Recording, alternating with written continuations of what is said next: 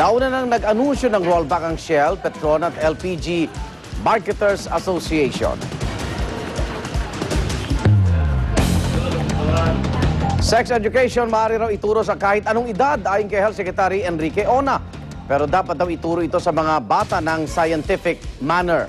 Ibig sabihin, ilalagay ito sa konteksto ng biology at walang kalaswaan. Hindi rin daw sarado ang kanyang pag-iisip sa issue ng paggamit ng mga contraceptive. Pero ang mariin daw niyang tinututulan ay ang aborsyon. Managhain ng kaso laban kay Representative Gloria Arroyo bukas sa pakikipagtulungan sa Truth Commission.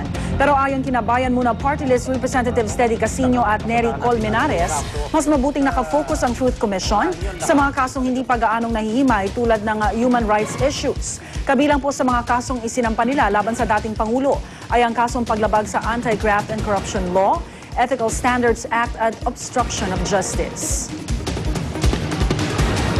So tingin namin hindi na investigasyon ang primary step pagdating siya sa NBNCTE. It's really the case build-up. At para dito, maganda sigurong DOJ na ang magpaubaya. Ganon din yung fertilizer funds scam. Well, itong mga krimen na chinyarge namin, kung isampa ito ng gobyerno at makonvict si Presidente Arroyo, this can minimum of 30 years.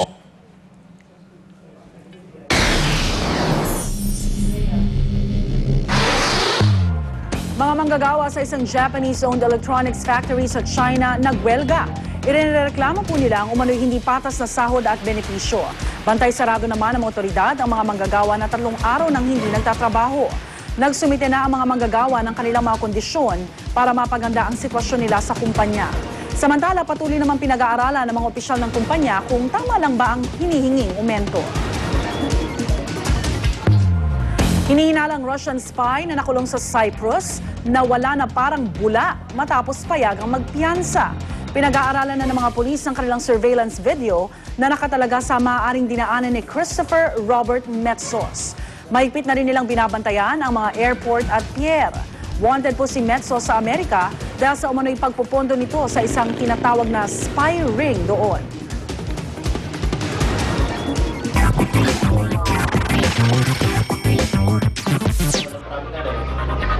Sexbomb Ira, 2 araw daw po nanatili sa loob ng kulungan. Ano kaya ang dahilan? Alamin po natin sa ating unang chika.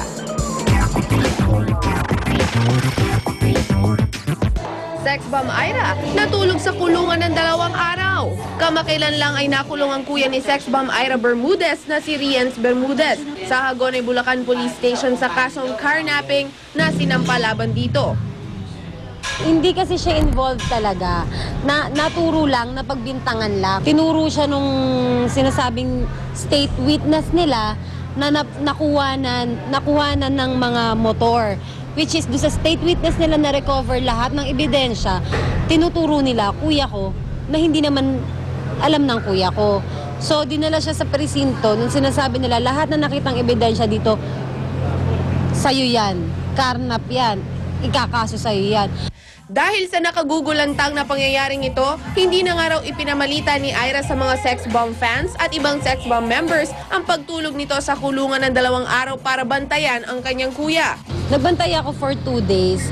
Hindi ako talaga natulog. Nag-excuse ako kay Ate Joy para hindi muna magtrabaho for 2 days kasi na-witness ko Na-witness ko yung kuya ko na kahit, alam mo yung mismong ikaw hindi ka makakatulog sa nakikita mo. Na parang hindi ako sanay na kapatid ko nakikita ko sa kulungan. Isa sa mga hindi maiwasang kumalat na balita ay ang pananakit daw sa kanyang kuya habang nasa loob ito ng piitan. Hindi naman siya sinaktan. Nagkaroon lang, syempre, naintindihan ko naman yung mga pulis.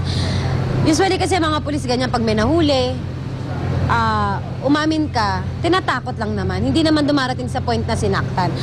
Ayon kay Ira, kahapon nagpiyansa na sila upang makalabas ng kulungan ng kanyang kuya. Gayunpaman, di pa rin maaalis ang nararamdamang sama ng loob nito sa mga patuloy na umuusig sa kanyang kapatid.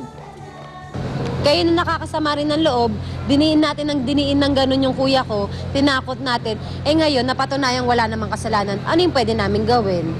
'Di ba? Ano yung kahihiyang ginawa nila sa kapatid ko? Samantala, sikat na Korean actor na si Park Yong-ha natagpo ang patay sa loob ng kanyang apartment sa Seoul, South Korea.